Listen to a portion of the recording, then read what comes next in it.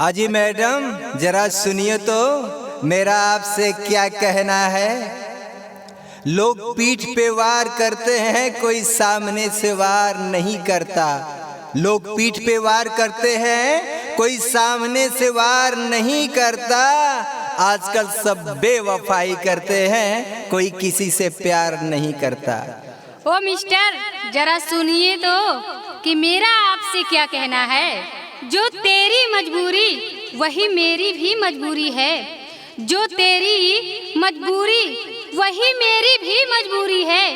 दिल लगाने से पहले सोचना भी जरूरी है।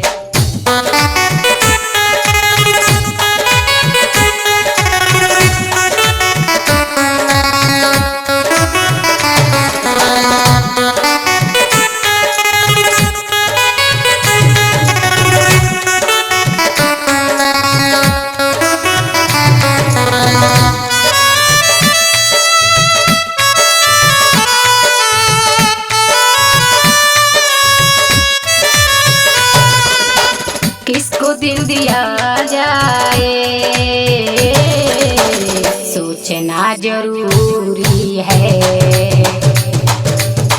किसको दिल दिया जाए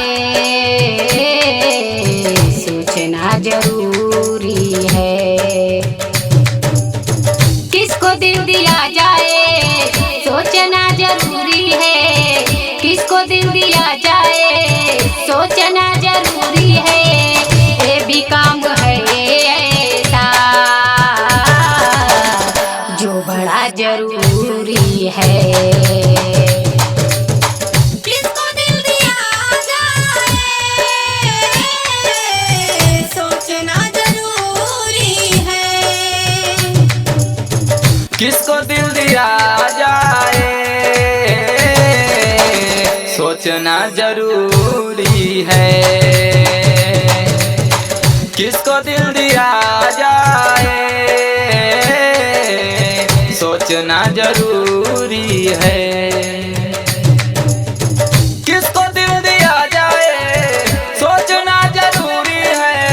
किसको दिल दिया जाए सोचना जरूरी है। ये भी काम है ऐसा जो बड़ा जरूरी है। किसको दिल दिया जाए है सोचना जरूरी है।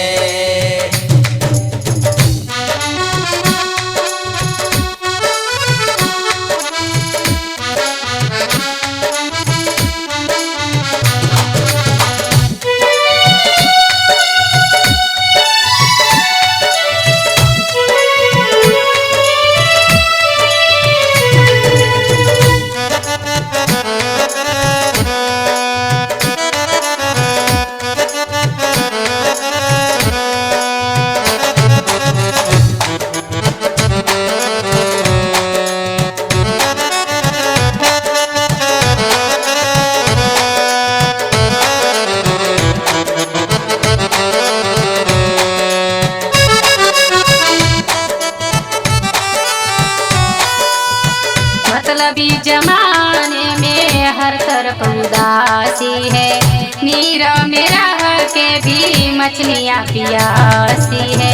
मतलबी जमाने में हर तरफ उदासी है।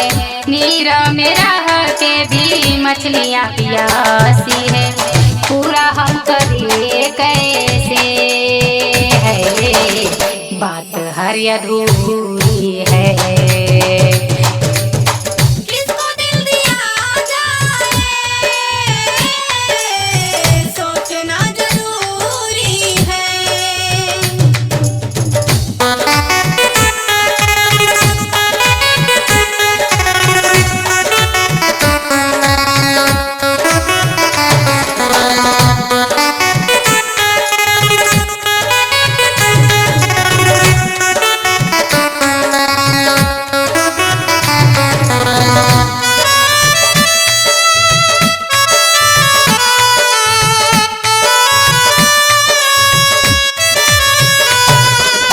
सीने से लगा करके हाथ को छुड़ाते हैं। क्या गजब है यारों, दिल जलाए जाते हैं, सीने से लगा करके हाथ को छुड़ाते हैं।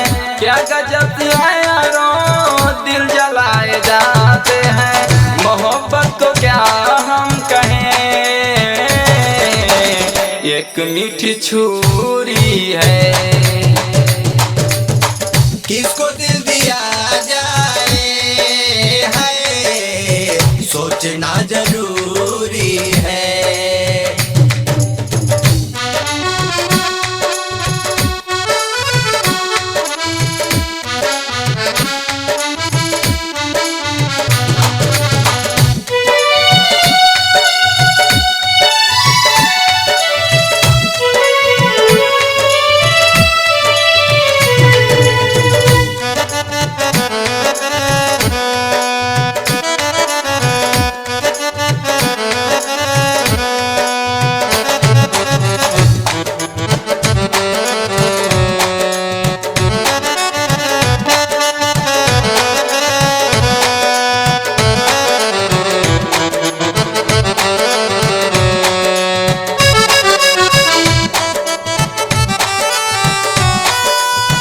जाने क्यों जहां में तू आगे बनाई है, आखिर और कहती है खुदा की दुहाई है। जाने क्यों जहां में तू आगे बनाई है, आखिर और कहती है खुदा की दुहाई है।